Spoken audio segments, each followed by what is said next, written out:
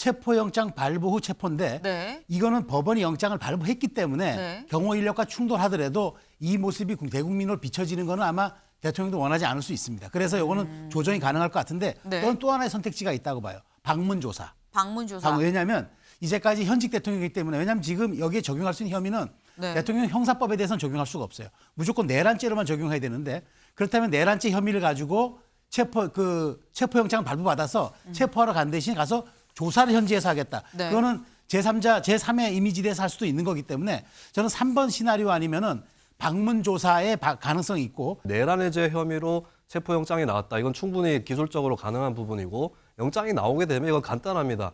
경호처장하고 민정수석이 나와서 영장 확인하고 길 열어줘야 돼요. 안 열어주면 그 사람들도 같이 이거는 공무집행 방해 최소한 그렇게 해당될 수 있는 부분이고 네. 저는 이제 경찰이 미리 대비해야 된다고 봅니다. 이렇게 체포영장을 쳤는데도 만약에 길을 열어주지 않는다 했을 때 경찰이 경찰 특공대를 투입할 거냐 이 부분에 대해서 경찰이 미리 대비하고 있어야 된다는 말씀을 드립니다. 검, 윤, 내란 수괴 판단, 이르면 주중 강제 수사 나설 수도. 검찰에서는 어떻게 지금의 상황을 판단을 하고 있느냐. 윤 대통령이 내란의 수괴 우두머리다라고 판단을 하고 있다라는 겁니다. 그래서 나오는 전망이 이르면 이번 주 안에, 오늘이 벌써 수요일입니다. 근데 이번 주 안에 강제 수사에 나서는 거 아니야라는 얘기까지도 이어지고 있다라는 거죠. 네. 오늘 새벽 북한 조선중앙통신이 입장을 내놨어요. 뭐라고 내놨느냐 같이 보실까요? 이겁니다. 심각한 통치 위기, 탄핵 위기에 처한 윤석열 괴뢰가 불의의 비상계엄령을 선포하고 독재 총칼을 국민한테 서슴없이 내댄 충격적인 사건이 일어나 한국당을 아비규환으로 만들어놨다라고 얘기를 했습니다. 네. 북한에서도 지금 상황을 굉장히 주시를 하고 있다라는 거죠. 왜? 검찰에서 보기에 이번 계엄의 이 계엄 사태, 내란의 어떤 우두머리격이 윤 대통령이다라고 보고 있다라는 겁니다. 근데 여기서 드는 의문이 그럼 윤 대통령이 그럼 그렇다고 하면 조사를 해야 되는데 조사를 어떻게 할 거야라는 부분인 거죠. 다시 기사 돌아가 볼까요? 네. 여기 동아일보는 대략 한 4개 정도의 시나리오를 지금 얘기를 했습니다. 첫째, 출석 통보 후 조사. 근데 그러니까 영장 발부 없이 출석을 통보하고 윤 대통령이 나오면 조사를 한다. 근데 윤 대통령이 응할까? 응하지 않을 가능성이 좀 있다. 두 번째, 긴급 체포입니다. 오늘 새벽에 경찰청장, 서울청장 둘 다 긴급 체포가 되죠. 영장 없이 즉각적으로 체포가 되는 게 긴급 체포인데 윤 대통령을 긴급 체포해서 조사하는 방안. 이럴 경우엔 대통령실 경호 인력이랑 충돌할 가능성이 있죠. 네. 그리고 현직 대통령을 영장 없이 체포하는 게 좀 부담스러울 수 있다, 경찰이. 그리고 이 검찰이 체포영장 발부 후 체포영장을 발부받아서 한다고 해도 역시나 경호 인력이랑 충돌할 수도 있다. 네 번째, 구속영장을 발부를 해서 집행을 하는 경우, 근데 구속영장을 받기 전에 윤 대통령에 대한 조사 없이 막바로 영장을 쳐서 받는다.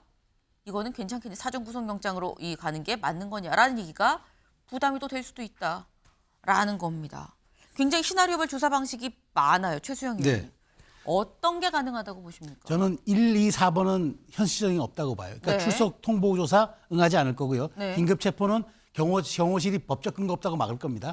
4번은 너무 길어요. 그래서 이거는 현실성 없고 저는 3번 체포영장 발부 후 체포인데 네. 이거는 법원이 영장을 발부했기 때문에 네. 경호 인력과 충돌하더라도 이 모습이 대국민으로 비춰지는 거는 아마 대통령도 원하지 않을 수 있습니다. 그래서 이거는 조정이 가능할 것 같은데 네. 또는 또 하나의 선택지가 있다고 봐요. 방문조사. 방문조사. 왜냐하면 이제까지 현직 대통령이기 때문에 왜냐하면 지금 여기에 적용할 수 있는 혐의는 네. 대통령 형사법에 대해서는 적용할 수가 없어요. 무조건 내란죄로만 적용해야 되는데 그렇다면 내란죄 혐의를 가지고 체포영장 발부받아서 체포하러 간 대신 가서 조사를 현지에서 하겠다. 네. 그거는 제3자, 제3의 이미지에서 할 수도 있는 거기 때문에 저는 3번 시나리오 아니면은 방문조사의 가능성이 있고 그것이 아니면은 지금 1, 2, 4번은 사실은 저거는 부딪힐 수도 있고 너무 시간도 걸리는 약간 현실성이 좀 떨어지는 방법이라 저는 그렇게 전망합니다. 네. 가능성이 있다 그러면 3번 체포 영장을 발부를 받아서 체포를 하는 방법의 가능성이 있고 방문조사 가능성이 있다라는 건데 김수민 의원님. 근데 체포 영장을 받아서 간다고 해도 체포가 사실 현직 대통령으로서 체포되는 거는 또 처음인 거거든요. 네. 따지면 만약 그런다고 한다면 그게 또 가능할까라는 생각이 사실 드는 부분이 있어요. 네, 체포영장이 나오면 따라야 됩니다. 그리고 대통령 같은 경우는 보통의 범죄에 한해서는 대통령 재직 중에는 소추가 되지 않는다라고 네. 헌법에도 나와 있는데 거기도 보면은 내란의 죄나 외환의 죄는 제외되는 거거든요. 근데 내란의 죄 혐의로 체포영장이 나왔다. 이건 충분히 기술적으로 가능한 부분이고 영장이 나오게 되면 이건 간단합니다. 경호처장하고 민정수석이 나와서 영장 확인하고 길 열어줘야 돼요. 안 열어주면 그 사람들도 같이 이거는 공무집행 방해 최소한 그렇게 해당될 수 있는 부분이고 네. 저는 이제 경찰이 미리 대비해야 된다고 봅니다. 이렇게 체포영장을 쳤는데도 만약에 길을 열어주지 않는다 했을 때 경찰이 경찰 특공대를 투입할 거냐 이 부분에 대해서 경찰이 미리 대비하고 있어야 된다는 말씀을 드립니다. 참 저희가 계엄 예상치 못했던 계엄이 발생을 했고 그래서 논의를 합니다만 그러다 보니까 이후에 후속 대처도 지금 말씀처럼 그럼 경찰 특공대를 관저로 투입을 할 거냐 여부를 또 결정까지 염두에 둬야 되지 않겠냐라는 말씀을 하셨어요. 모든 게 사상 초유의 일들이 계속 연달아 꼬리를 물고 이어지고 있는 상황입니다.